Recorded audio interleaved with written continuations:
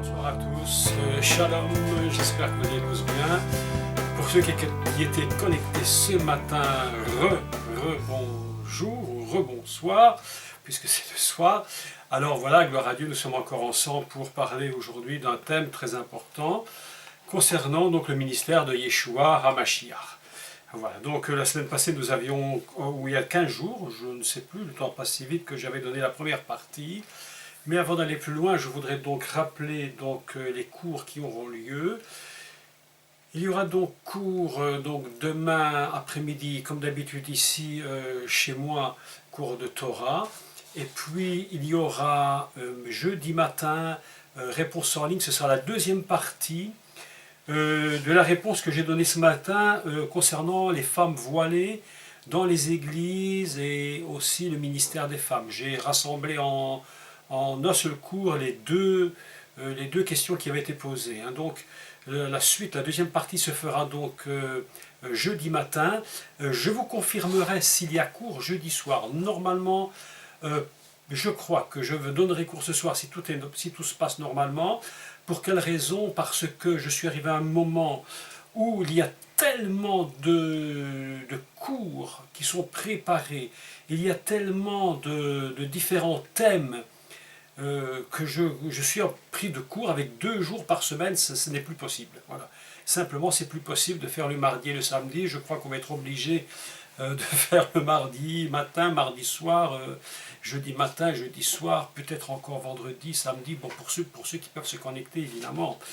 Parce que je veux avancer absolument dans ces cours et j'ai tellement de choses à faire que voilà, bon, je suis obligé de rajouter des jours. Le travail est immense, mais on est très content. Donc, je fais quelques annonces. Je vous disais donc également que je voudrais refaire, mais je ne sais pas si cela peut vous intéresser, mais probablement refaire tous les cours, enfin une grosse partie des cours qui avaient été faits sur le tabernacle, parce que beaucoup de cours avaient été ratés à l'enregistrement, n'avaient pas bien fonctionné. Donc je voudrais les refaire pour pouvoir les mettre en ligne. Donc si ça vous intéresse, probablement que le vendredi matin, je recommencerai très spécifiquement ces cours. Donc si ça vous intéresse, vous me dites oui, pourquoi pas. Et je repasserai du temps le vendredi matin pour refaire les cours, mais très particulièrement, des cours tout à fait spéciaux, qui n'ont rien quasiment à voir avec ce qu'on entend en général dans les églises. Pas que je dis que les églises, ce qu'elles disent n'est pas juste, n'est pas bien, c'est pas ça du tout. Je dis que simplement des données qui sont en plus et qui sont des données tout à fait différentes. Donc probablement je confirmerai si ça se fait le vendredi matin, et puis comme d'habitude, le samedi matin, toujours le cours de Torah. Cette semaine, nous aurons la suite sur le thème de Babylone, donc la deuxième partie, et puis nous allons continuer évidemment dans les livres de Shemot, et puis etc. D'accord, voilà. Donc tout ceci dit, ce sont juste les petites informations du départ. Encore juste une chose que je voudrais vous dire, parce que beaucoup de personnes ont des problèmes de connexion, encore un peu moins maintenant.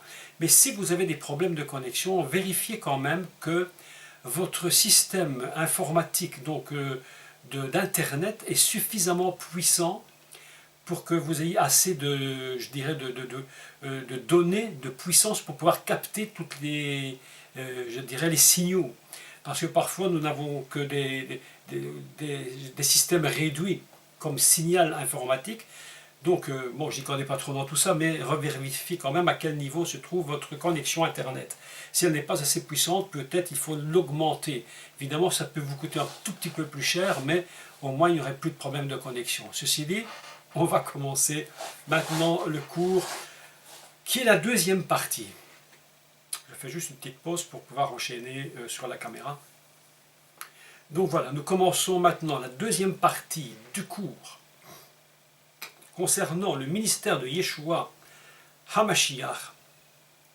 Vous savez que le Yeshua n'a pas commencé son ministère comme tout le monde. J'avais expliqué la fois précédente que Yeshua avait été dans le désert pour récupérer, j'allais dire, faire une teshuva sur Israël et une réparation C'est pourquoi, comme il était 40 années dans le désert à cause des 40 jours où les espions étaient revenus, il avait fait des rapports qui n'étaient pas tout à fait exacts. Enfin, je ne rentre pas dans trop de complications maintenant. Là-dessus, ce serait vraiment un autre cours. Le peuple d'Israël s'est donc retrouvé 40 ans dans le désert. Il aurait pu passer seulement peut-être quelques semaines, mais les voilà 40 années. Et Yeshua, avant de commencer son ministère, va retourner dans le désert de façon à faire une teshuva et un tikkun pour Israël. Ça, c'était la première chose qui avait été dite. Aujourd'hui, vous allez voir que ce jeûne de Yeshua a une autre dimension. La dimension que je vais expliquer aujourd'hui est une dimension évidemment qui va fonctionner par rapport à Israël, mais évidemment par rapport à lui-même.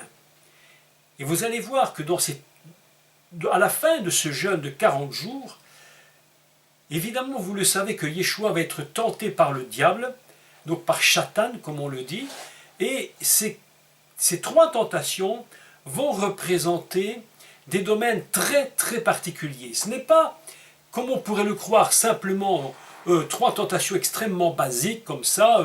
Quand on le lit, on se demande même, tiens, ça ne me paraît pas extraordinairement compliqué de résister à trois choses comme celle-là, évidemment, qui pourrait se jeter d'un toit et croire qu'il ne va pas s'écraser dans le bas. Bon, vous voyez, ça reste très très très basique quand on l'explique. Mais la réalité est quand même assez différente, puisque ces trois tentations, je vais les expliquer en détail. Vous allez voir que ces trois tentations de Satan vont représenter sur le Mashiach trois domaines très particuliers. Ces trois domaines sont, premièrement, une dimension qui se rattache à l'humain, deuxièmement, une dimension qui va se rattacher au religieux, à ce qui est du religieux en Israël.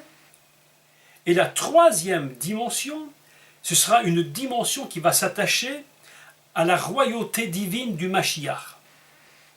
Ainsi, on constate que dans ces trois dimensions, si vous voulez, le diable va essayer de toucher le Messie dans tous ses sens, afin que si un seul de ces domaines était, je vais le dire, raté, tout le ministère messianique se serait écroulé.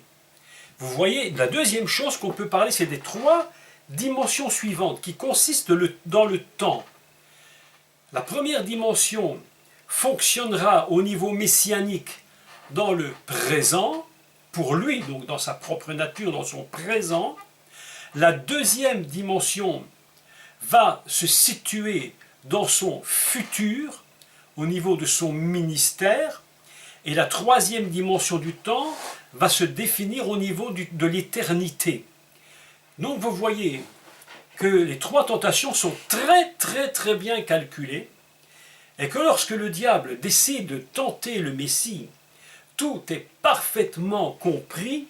Il sait très bien qui est le Mashiach, il sait très bien qui est ce personnage, puisque de toute façon, dès le commencement, où nous en avions parlé donc précédemment dans les cours sur la matrice fermée, le Satan lui-même savait que ce nouveau-né était évidemment le Mashiach, le Messie attendu, et vous aviez vu qu'il va attendre un moment favorable, encore un de plus, pour pouvoir faire tomber celui qui est le Messie. Donc les trois tentations fonctionnent sur ces principes que je vous rappelle encore une fois, au niveau de son humanité et de son présent, au niveau du religieux et dans son ministère, je dirais futur, au niveau de la royauté divine et de son éternité. Et je vais doucement commencer à expliquer une tentation après l'autre, et vous allez comprendre pourquoi il est très très important pour tout ministère de commencer par des prises, j'allais dire, de position absolument définies, déterminées, avant de pouvoir se lancer dans le travail. Vous savez que beaucoup de personnes ont commencé des ministères alors que les bases même du ministère n'étaient pas installées. Évidemment que toute école biblique va fonder, je dirais, son école sur le principe de la connaissance. On va donner des cours, on va expliquer aux étudiants comment être un bon pasteur, comment gérer une église, tout ça en soi n'est pas mal du tout. Comment pouvoir, je ne sais pas, être un bon apôtre, comment être un prophète, il y a des écoles de prophètes aujourd'hui même, si tout n'est pas parfait, mais encore laissons ça de côté et pourrions-nous même considérer que tout serait au top niveau dans ce domaine, il n'y aurait pas de souci. Néanmoins, nous allons constater qu'il y a un domaine sur lequel les ministères ne sont vraiment pas du tout instruits, c'est sur le fondement du ministère. Comment installer un ministère dans sa base? Eh bien, le texte nous dit que Yeshua a été emmené dans le désert pour jeûner pendant 40 jours. Et la Bible nous dit qu'il était avec les bêtes sauvages. Et puis pour terminer, évidemment, glorieusement, il est dit que les anges le servaient.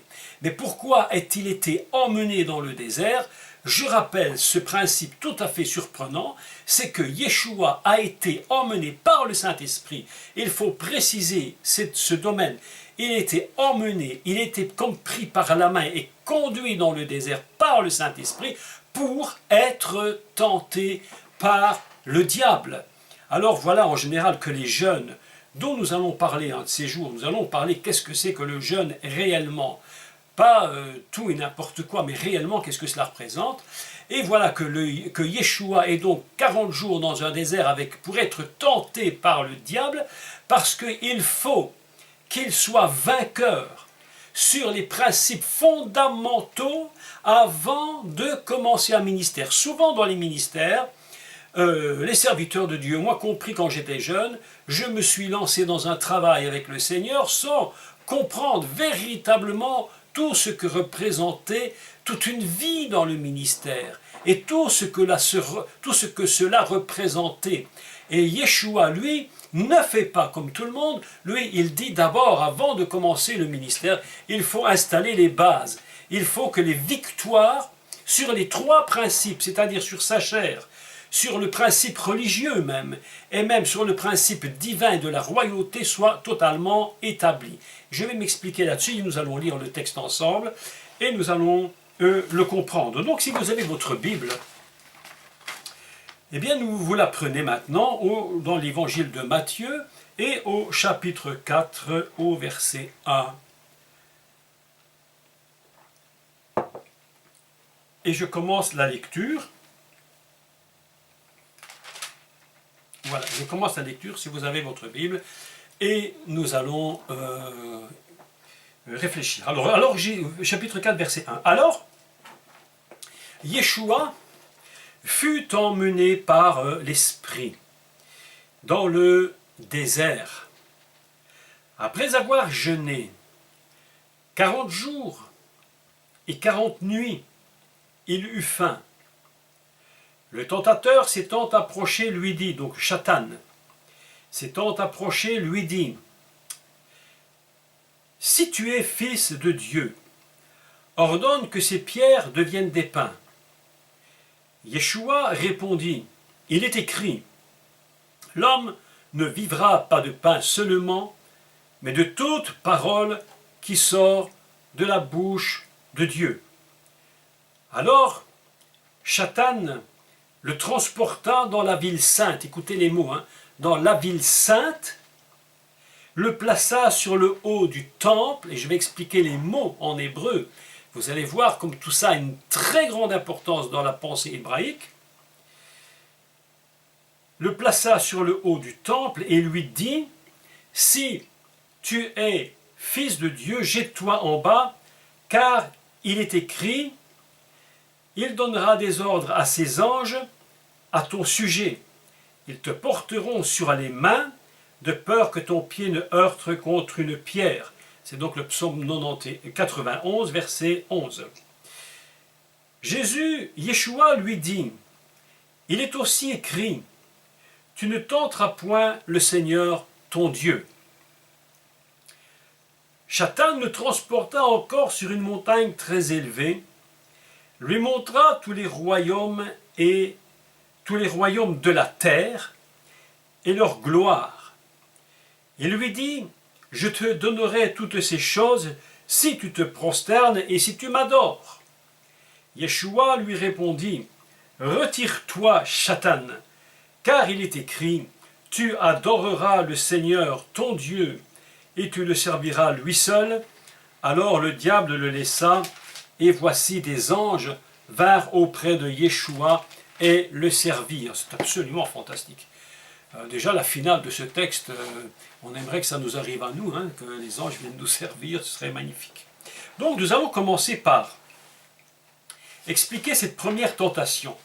Et vous allez constater que lorsque le diable se rend compte que Jésus est en fin de jeûne, il sait très bien que les 40 jours sont accomplis, il sait très bien que la Teshuvah et le Tikkun pour Israël a été accompli, il va maintenant essayer de prendre le Yeshua au piège et il va essayer de le faire tomber de telle façon qu'il ne puisse pas avoir l'autorité dans le ministère qui va suivre. Et vous allez remarquer une chose à travers ces 3 tentations, c'est que chacune des 3 tentations vont se rattacher et vont, si vous voulez, trouver le véritable, je veux dire, accomplissement, pas celui que le Satan veut faire à Yeshua, mais le véritable accomplissement va se trouver pendant les 3 ans de ministère. Yeshua va être confronté à plusieurs choses dans le ministère qui seront semblables à ces 3 tentations. Pourquoi c'est important ? Et pourquoi Yeshua devait commencer par résister dans ces 3 tentations? Parce que trop souvent les ministères commencent sans être établis. On démarre sans savoir réellement ce qui va nous arriver plus tard, et lorsque nous nous trouvons confrontés à des difficultés, à des situations, à des tentations particulières dans les ministères, eh bien, très facilement on tombe dans le piège. Pour quelle raison? Parce que dès le départ, on n'a pas installé véritablement les bases de la victoire. Avant de commencer un ministère, il faut que les bases de ce ministère soient établies et que la victoire fondamentalement soit acquise. Si ce n'est pas acquis, lorsque ces choses se produisent, eh bien ce qui va se faire, c'est très simple, c'est que nous allons tomber dans le piège. Donc voilà ce qui se passe. Jésus termine son jeûne de 40 jours, et évidemment après 40 jours on a faim. Et le diable profite de cette situation pour s'approcher de lui et pour le tenter. Alors que va-t-il faire? Il va lui dire, écoute, c'est très simple, puisque tu dis que tu es le Fils de Dieu, eh bien si tu l'es, tu es capable de produire des miracles. Si tu es capable de produire des miracles, toi qui as faim, qu'est-ce que tu attends pour faire immédiatement un miracle? Prouve tout de suite qui tu es. Montre tout de suite qui tu es. Tu n'es pas obligé d'attendre je ne sais pas quel moment, non, maintenant, tout de suite. Et si tu es vraiment ce que tu dis à ces pierres qu'elles deviennent des pains, et elles deviendront des pains. Et vous savez, et si vous regardez bien, c'est pourquoi la question se pose, elle est la suivante. Pourquoi Yeshua, Satan, tout compte fait, a-t-il proposé que les pierres deviennent du pain? Pourquoi pas autre chose, tout compte fait? Pourquoi pas autre chose? Est-ce qu'il n'aurait pas pu dire, je ne sais pas, moi, fait que ça devienne, je ne sais pas, moi, des fruits, ou je ne sais pas. Pourquoi est-ce qu'il prend justement du pain? Eh bien, il y a une chose qu'il faut comprendre, c'est que le diable, lorsqu'il va tenter Yeshua, va s'approcher de lui avec quelque chose qui fonctionne avec lui, qui est de sa propre nature, afin que le piège soit tellement grand qu'il ne puisse pas, à la limite, discerner que c'est un piège. Et vous savez que Yeshua va faire une déclaration importante. Il va le dire plus tard. Il va dire, Moshe ne vous a pas donné le vrai pain du ciel. Il va dire, moi, Yeshua, je suis le pain. celui qui vient d'en haut. Vous voyez que Satan, évidemment, le sait très très bien. Il sait qui est Yeshua. Donc il va lui proposer dans la tentation, dans le piège qui lui tend, quelque chose qui fonctionne par rapport à Yeshua, à sa propre nature. Il y a une relation très étroite entre changer des pierres en pain et la propre nature du Mashiach. Et c'est là que nous devons être prudents. C'est dans ces systèmes de tentation que le diable met que nous devons être prudents.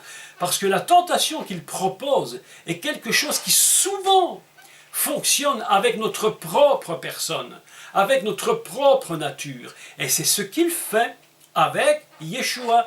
Il lui dit, écoute, c'est ce que le Satan pense, qu'il sait. Il se dit, ben, puisqu'il est le pain, faisons quelque chose qui lui ressemble. Proposons-lui quelque chose qui va lui ressembler immédiatement. Probablement qu'il n'y verra rien du tout que du feu, ça passera. Et comme il est le Fils de Dieu, il faudra prouver immédiatement qui il est. Il y a un grand danger dans tous les ministères, je précise clairement, c'est de vouloir rentrer dans les miracles, dans les œuvres que Dieu a préparées pour nous d'avance, avant le temps de Dieu. Et c'est un très grand danger qui menace souvent, très souvent, les serviteurs et les servantes de Dieu dans le monde, parce qu'ils rentrent dans des ministères alors qu'ils ne sont pas prêts, ils ne sont pas encore formés pour, et ils voudraient produire des œuvres tout de suite, alors que le temps n'est peut-être pas encore venu de les produire. Et un des plans du diable, évidemment, de Satan, c'est d'essayer de nous faire rentrer et de faire entrer Yeshua avant le temps de Dieu. S'il peut y arriver et produire avec Yeshua un miracle immédiatement, eh bien mes amis, je dis que là le piège aura réussi. Donc pour nous, qu'est-ce que nous devons comprendre de cela? C'est que tout appel de Dieu doit premièrement être, je dis, construit sur un fondement qui s'appelle le temps de Dieu et non pas le temps de l'homme. Nous pouvons aujourd'hui faire plein de choses alors que probablement Dieu nous appelle à faire ces choses, mais elles ne se font pas, elles ne peuvent pas se faire parce que le temps n'est pas encore venu. Vous savez que la Bible dit souvent « lorsque le temps fut venu », c'est-à-dire qu'avant le temps, il ne faut même pas essayer. Et pourtant, nous savons que l'appel est sur nos vies. Nous savons pertinemment que Dieu nous a appelés, mais nous devons aussi être certains de fonctionner dans le temps de Dieu. C'est pourquoi je lui avais dit que les trois tentations fonctionnent sur le principe de l'humain, de la personne elle-même. Et pourquoi le pain? Expliquons qu'est-ce que représente le pain. Le pain représente la nourriture, évidemment fondamentale. Vous vous souvenez que j'avais expliqué que dans le livre de Jérémie, je crois, lorsqu'on dit mangeons, détruisons le pain, l'arbre avec son fruit. Je vais revenir sur le texte exact. Eh bien, on sait que son fruit, l'armo, si on le traduit, c'est avec son pain. Parce que nous avons bête et puis lechem.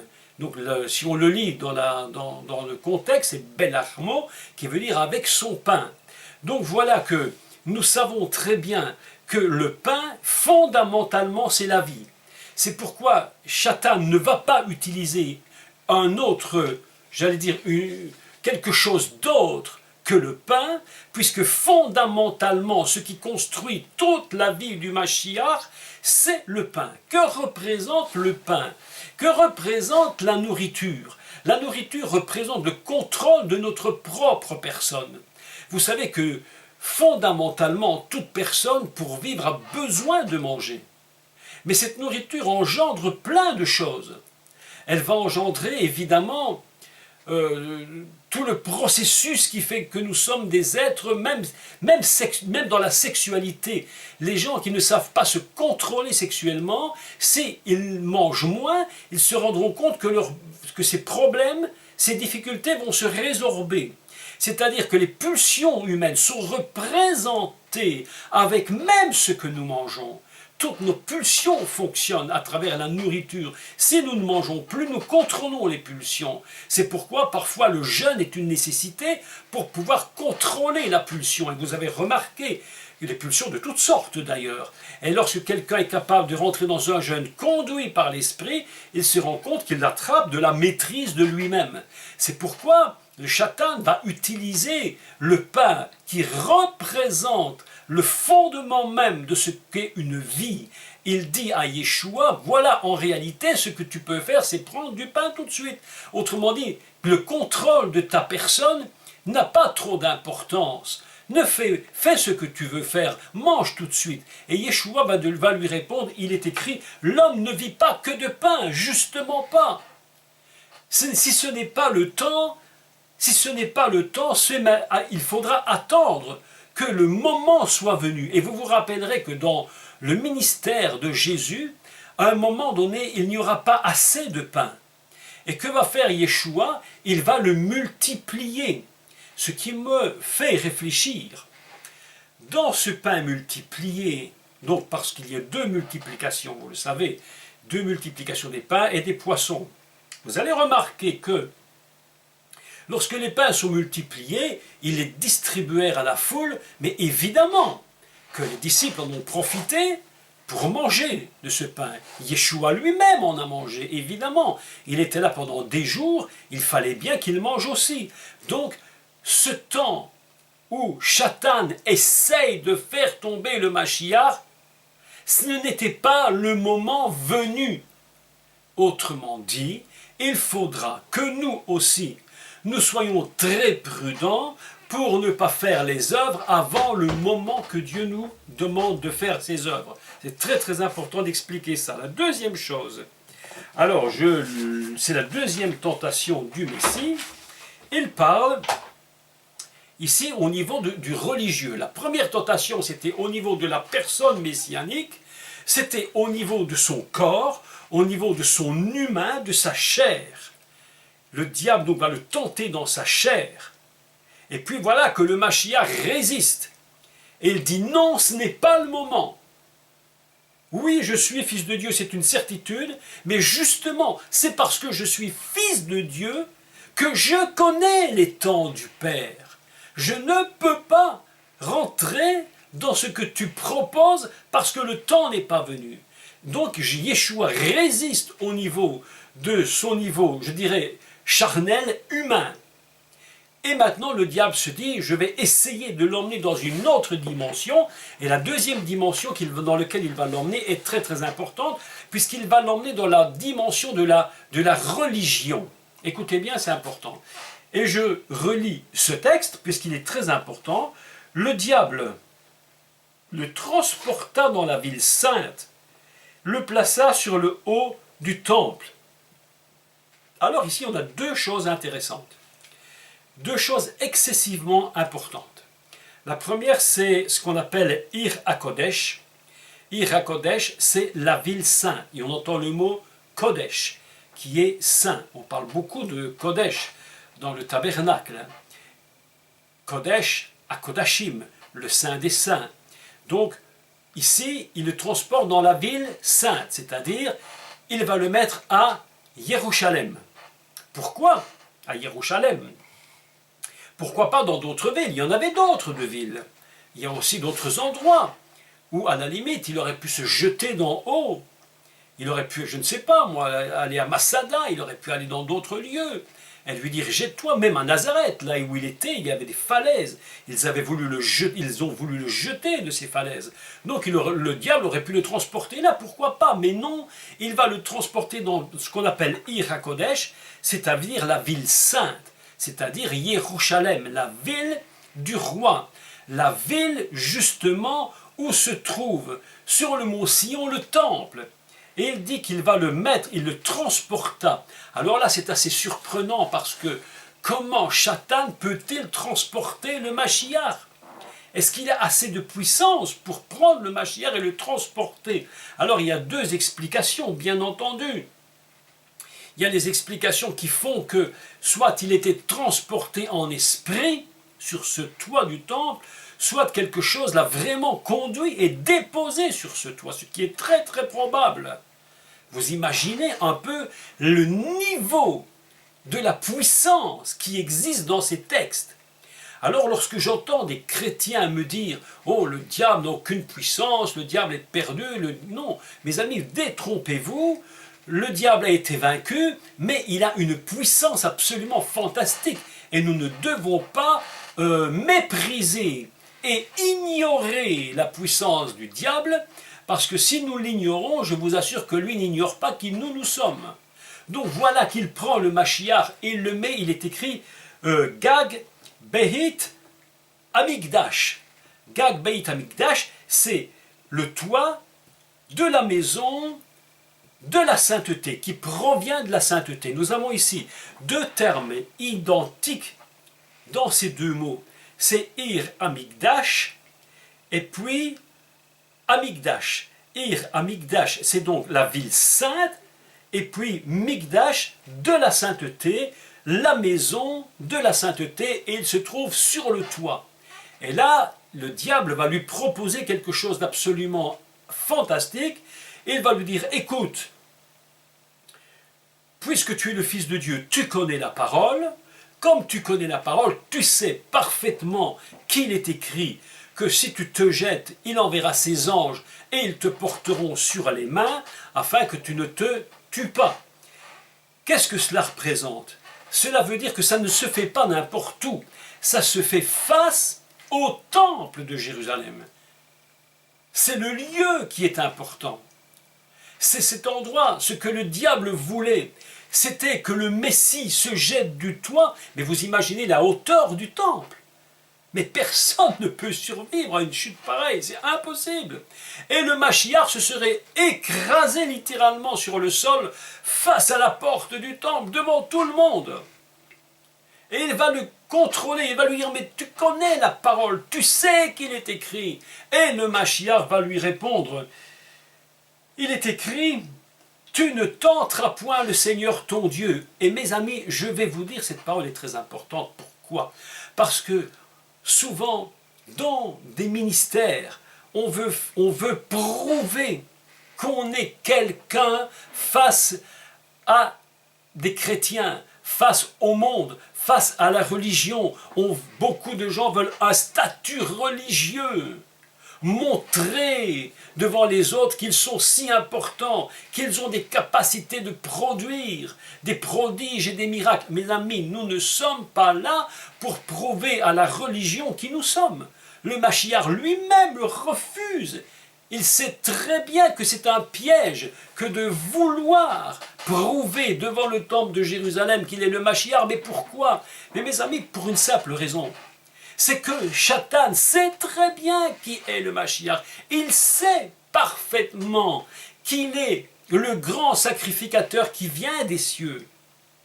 Et il voudrait montrer, dire à Yeshua, écoute Yeshua, mais prouve-leur qui tu es devant la religion, prouve à tous ces sacrificateurs, prouve à tous ces religieux que tu es quelqu'un de bien plus supérieur à eux, montre-leur qui tu es, montre-leur qu'ils sachent enfin une fois pour toutes dès le commencement que tu es véritablement quelqu'un qui dépasse la limite, qui est au-delà de tout ce qu'on peut imaginer. C'est le piège. C'est pourquoi il va essayer de pousser Yeshua dans la faute. Il va le pousser en lui disant, sois, montre que tu es quelqu'un d'important en religion. Par la foi, montre-leur. Vous savez combien de gens dans les ministères espèrent qu'ils seront reconnus rapidement par leur père, par l'Église, par les croyants. Mais ce n'est pas le but. Être reconnu n'importe comment, ou par des œuvres charnelles, en voulant prouver qui nous sommes, ce n'est pas le but. Dieu ne nous demande pas ces choses-là. faisons ce que nous devons faire.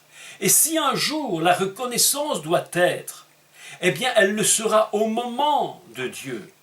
C'est pourquoi vous avez remarqué que même Yeshua dans tout son ministère, écoutez, c'est très important ce que je dis, j'en avais déjà parlé mais je dois le redire par rapport à la tentation, c'est que Yeshua même dans son ministère terrestre n'a jamais été au temple de Jérusalem, jamais il n'a fait un service dans le temple en tant que sacrificateur, et pourtant il sait lui qui il est. Il sait qu'il est le grand sacrificateur du tabernacle céleste et qu'en réalité, en tant que grand sacrificateur, il pourrait peut-être bien faire un service dans le temple ici-bas et montrer qu'il est le Messie aux religieux. Mais voilà qu'il ne le fera jamais. Jamais. Au contraire. Que du contraire.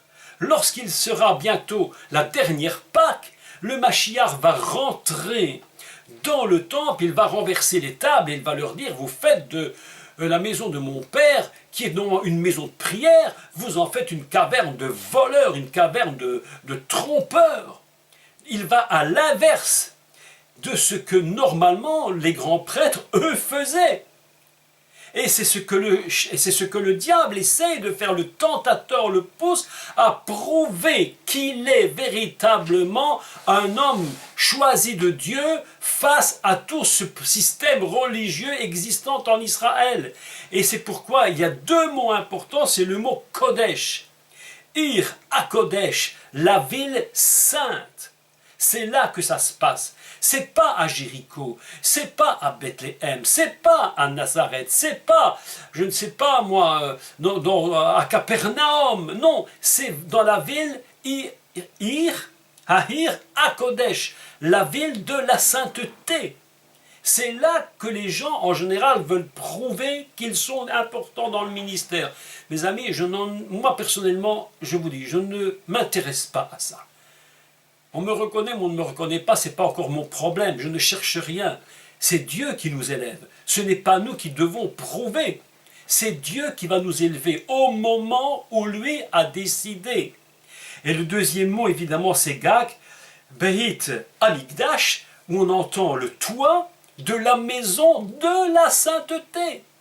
Deux niveaux, devant la ville sainte, dans la ville sainte, sur le temple, sur la maison de la sainteté. C'est là que le diable veut le pousser à faire un faux pas.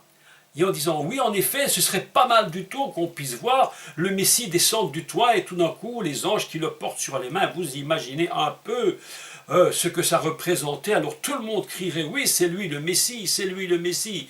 Et Yeshua sait très bien que ce n'est pas le moment, ce n'est pas du tout le temps où il reviendra. Ce sera plus tard, le jour où il rentrera dans le temple. Ce sera au moment où le Père a décidé qu'il rentrerait dans le temple. C'est pourquoi le Mashiach, pour lui, il n'est pas pressé. Vous savez, le danger de beaucoup de serviteurs, c'est qu'ils sont pressés, ils veulent tout rapidement. Mais Yeshua n'est absolument pas pressé. Pour lui, si ce n'est pas le moment de venir dans le temple en tant que grand souverain sacrificateur, ce n'est pas un problème. Il attendra le temps.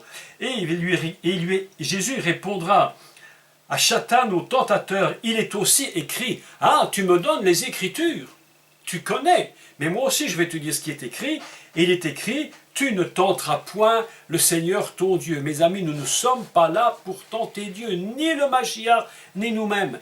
Ne faisons pas des choses en disant, nous allons tenter Dieu, il est obligé de les faire. Mes amis, il n'est obligé de rien. Il ne fait que ce qu'il doit faire.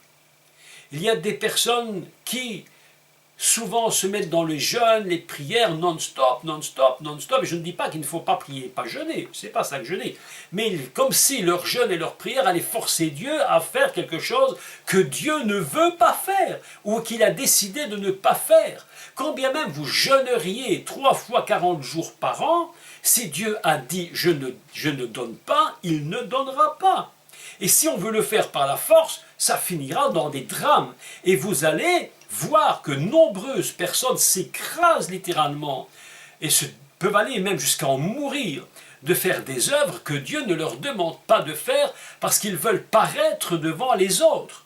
Le Messie, lui, n'en a vraiment, j'allais dire, rien à faire de paraître devant les autres. Ce n'est pas son problème. Ce n'est pas là son désir. Le temps où il rentrera dans le temple viendra, mais ce sera au temps où Dieu lui dira, c'est le moment. Mais pour l'instant, le Mashiach dit non. Je connais les temps. Je sais que ce n'est pas maintenant. Vous savez, le problème, souvent, c'est que nous ne connaissons pas les temps de Dieu. Nous fonctionnons un peu comme ça, mais nous ne connaissons pas les temps. Mais Yeshua sait que le temps n'est pas venu pour lui de rentrer dans le temple comme le grand sacrificateur. Lorsqu'il reviendra, la Bible nous dit qu'il rentrera dans le temple, il s'assiera dans son temple, mais ce n'est pas le moment. Alors le Satan se dit, mais là vraiment, avec Yeshua, c'est très compliqué, trouvons encore un autre moyen, essayons de le conduire maintenant dans un endroit très particulier que l'on va appeler, alors, El-Har Gabora Mehod. El-Har Gabora Mehod, c'est quoi? Ça veut dire élevé sur une haute montagne. Il va le mettre dans un lieu si élevé, dans un endroit dont la Bible ne nous dit pas où ça se trouve. Mais cet endroit est si élevé que la Bible nous dit qu'il peut voir tous les royaumes du monde, de la terre. Et Satan de lui dire, écoute, tout ça, je te le donne. Si tu m'adores, je te donne tout. Tout est à toi. Et de nouveau, nous nous trouvons face à une situation particulière, c'est que le Mashiach sait très bien que tous ces royaumes, un jour, il sera roi de toute la terre, nous dit la Bible. Et Yeshua connaît ces paroles, il connaît ces textes. Il sera roi sur toute la terre, mais au moment voulu de Dieu. Autrement dit, vous voyez que le ministère du Messie est très important, puisqu'il sera roi. Mais quand sera-t-il roi? Lorsqu'il va revenir. Et lorsque le peuple d'Israël veut le faire roi, Yeshua, nous dit la Bible, se retire. Toute la nuit, il va prier. Parce qu'il sait très bien qu'être roi, ce n'est pas encore le moment. Ainsi, le Messie construit son ministère et est vainqueur sur les 3 domaines les plus importants que tout ministère devrait connaître. Vainqueur sur sa chair, dès le départ. Lorsque nous commençons un ministère, nous devrions toujours savoir comment nous nous comportons par rapport à notre propre chair. Si dès le départ, nous n'avons pas mis les bases et les victoires sur nous-mêmes, je vous dis que lorsque nous serons dans le ministère et que ces choses se produiront, nous allons tomber. C'est pourquoi le Mashiach, j'allais dire même, Dieu lui-même, ne prend pas le risque de laisser le Mashiach commencer son ministère avant qu'il ait placé les 3 niveaux et les 3 victoires. Si il ne les avait pas placés dès le départ, que probablement, lorsqu'elles seraient venues, ces tentations, plus tard dans son ministère, probablement qu'il n'aurait pas résisté. Et c'est pourquoi cette leçon est d'une importance capitale.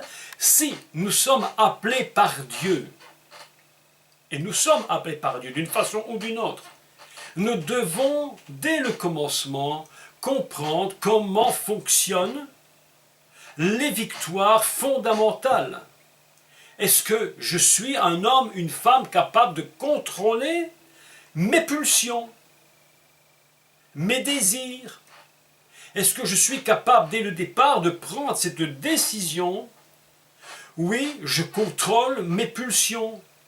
Pourquoi croyez-vous, je prends des exemples extrêmes, pourquoi croyez-vous qu'il y a tant de soucis dans les ministères par rapport à la sexualité, par rapport à l'argent, par rapport à l'orgueil, par rapport à plein de choses? Très simplement, Parce que, dès le commencement du ministère, ces bases et ces principes n'ont pas été placés d'une manière saine, droite. Les choses n'ont pas été gagnées dès le départ. Et lorsqu'elles se présentent plus tard, c'est trop tard. Lorsqu'elles viennent devant les serviteurs de Dieu ou les servants de Dieu, c'est trop tard. Autrement dit, c'est bien les écoles bibliques pour l'enseignement, mais il faudrait apprendre aux étudiants qui veulent devenir rentrer dans les ministères, à contrôler et avoir pris les bonnes dispositions par rapport à leurs besoins humains, leurs pulsions, leurs désirs, leurs buts, afin que, lorsque viendront les épreuves et les tentations, ils puissent résister. Je le dis pour tous, je le dis aussi pour moi. Souvent, j'ai commencé les choses et je n'avais pas placé les bonnes bases. Résultat, les échecs se sont produits. C'est pourquoi aujourd'hui, je sais que je dois, moi aussi, être vainqueur dès le départ sur tout ce que représente une vie d'homme. Est-ce que vous me comprenez? Il n'y a pas de ministère efficace si les bases de la victoire ne sont pas gagnées. Ainsi, le Mashiach va fonctionner et Dieu ne prend pas le risque de laisser le Messie partir dans un ministère alors que les choses ne sont pas établies. Cette leçon de Yeshua qui sort du désert, qui vient de gagner 40 jours de victoire extraordinaire, n'est pas encore suffisante. Il va falloir maintenant qu'il place ses bases, et lorsque ces bases sont placées, alors la Bible nous dit que Jésus, Yeshua, c'est à ce moment-là, seulement à ce moment-là, qu'il était revêtu du Saint-Esprit et que sa renommée se répandit dans tout le pays d'alentour. Mes amis, écoutez, il n'y a pas de revêtement d'onction, ni sur vous, ni sur moi, ni sur personne.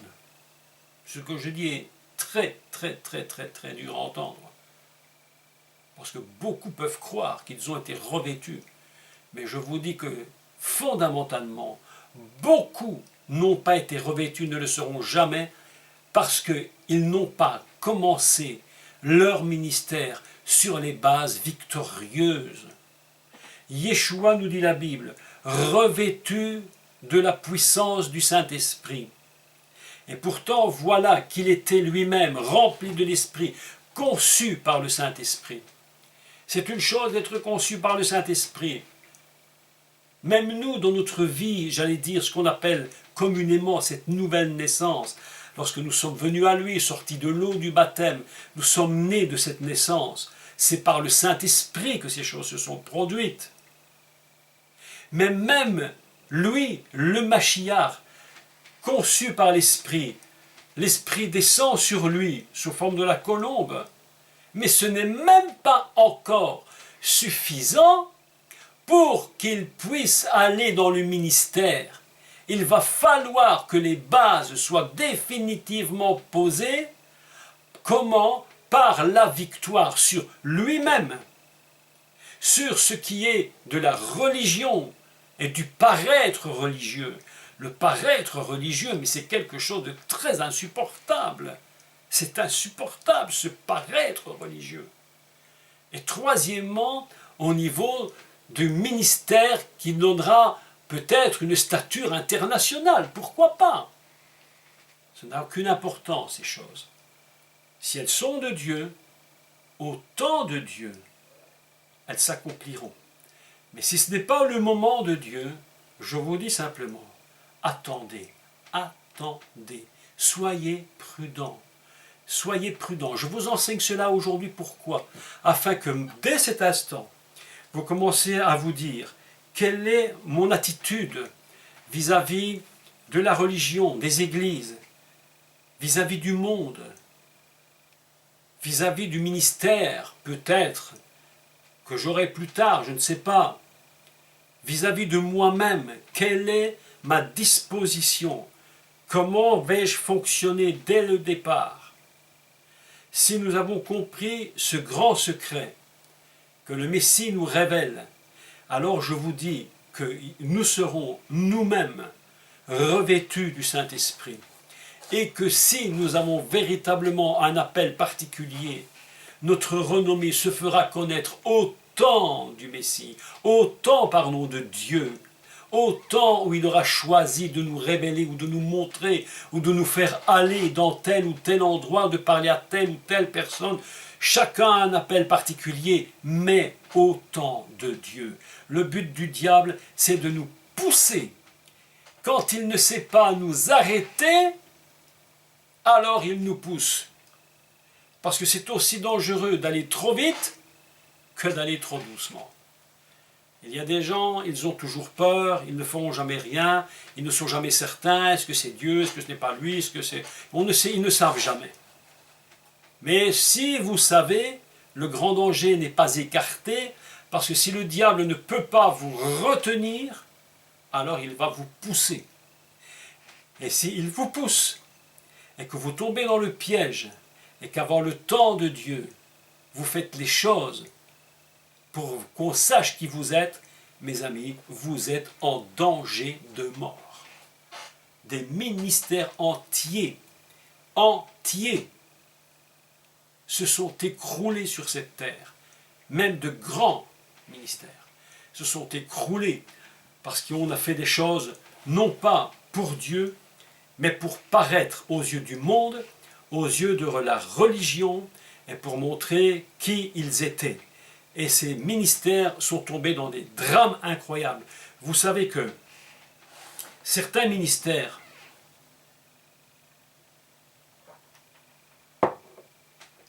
sont en concurrence systématiquement avec d'autres ministères pour celui qui aura le plus d'églises. Ça va même jusqu'au point où des ministères payent des églises pour les racheter, pour qu'ils puissent dire « nous avons autant d'églises dans notre dénomination ». Et c'est ainsi une concurrence incroyable. Mais mes amis, mais vous imaginez ce piège que le diable met, le paraître religieux, avoir 10 000, 30 000 églises en dessous d'une dénomination, en avoir plus, et si l'autre nous dépasse, on est dérangé, il faut aussi en avoir plus. Ça s'appelle se jeter du haut du temple et s'écraser. Il n'y a personne qui se jette du haut du temple et qui ne s'écrase pas. Ça n'existe pas. Toute personne qui se jette d'un building s'écrase. Les églises jouent à ce jeu de la concurrence, à ce jeu du paraître. Mais nous devons comprendre, nous ne pouvons pas jouer au jeu du paraître devant l'Église. Ce n'est pas notre travail, ce n'est pas notre but, ce n'est pas à cela que Dieu nous appelle. Dieu nous appelle à faire les choses en leur temps, ni plus ni moins. Au temps favorable, je t'exaucerai, dit Dieu. Au jour du salut, je t'exaucerai. Lorsque les temps furent accomplis, alors Dieu envoya son Fils. Au moment de Dieu, refusons tout orgueil. Refusons que notre vie ne soit pas sous contrôle, que nos pulsions ne soient pas sous contrôle.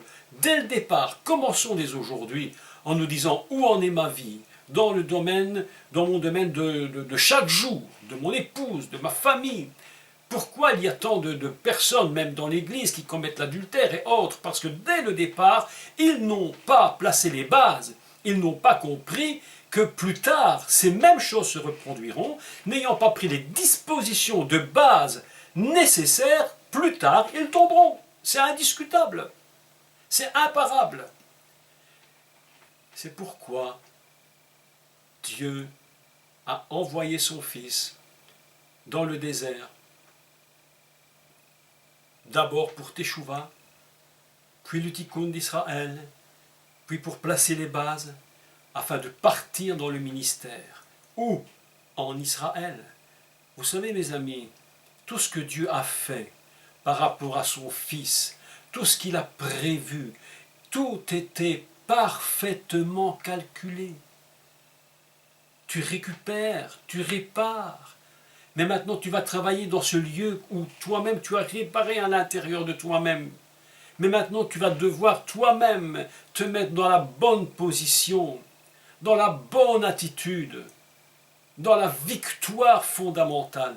Mes amis, on essaie de gagner des victoires, mais les victoires fondamentales n'ont même pas encore été mises.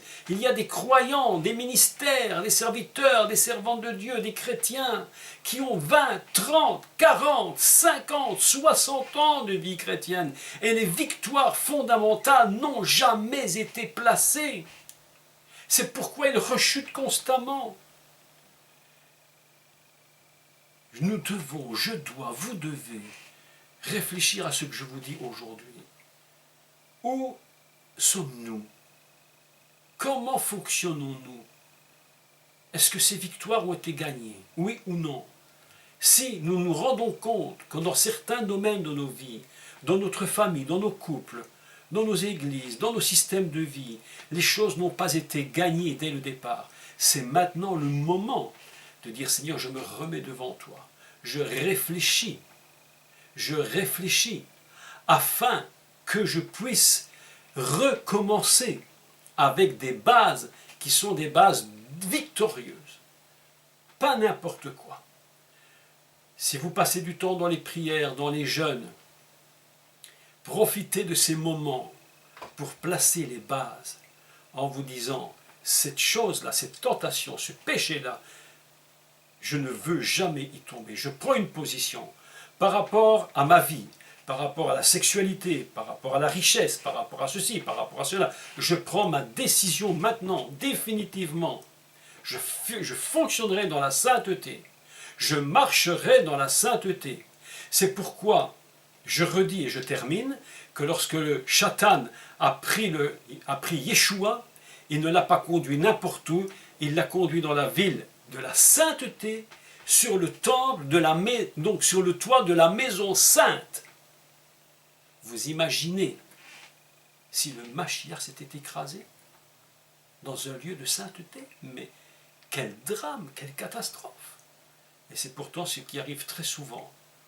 Aujourd'hui, plaçons nos bases. Que nous soyons de simples chrétiens dans nos églises, de simples disciples du Messie, ou que nous soyons dans des ministères, nous devons placer nos victoires fondamentales avant d'aller plus loin. Sinon, nous ne réussirons rien. Et lorsque les tentations viendront, une après l'autre, nous allons constamment tomber. Et le vêtement d'onction que Yeshua avait reçu, Jésus revêtu du Saint-Esprit, eh bien mes amis, on peut le crier, le proclamer, faire des impositions des mains tant qu'on veut, ça ne sert strictement à rien. Écoutez, et je termine, c'est très important, écoutez, très important. Aucune onction, aucune imposition des mains, aucune ne revêt quelqu'un du manteau. Aucune. Ce qui va nous revêtir de l'onction du Saint-Esprit, c'est lorsque nous aurons pris la victoire fondamentale. Là, nous serons revêtus d'onction. Et à ce moment-là seulement, le Seigneur nous dira, va faire le ministère, parce que tu as reçu le nécessaire, tu as la dimension nécessaire maintenant pour pouvoir accomplir l'œuvre dans laquelle je t'ai appelé.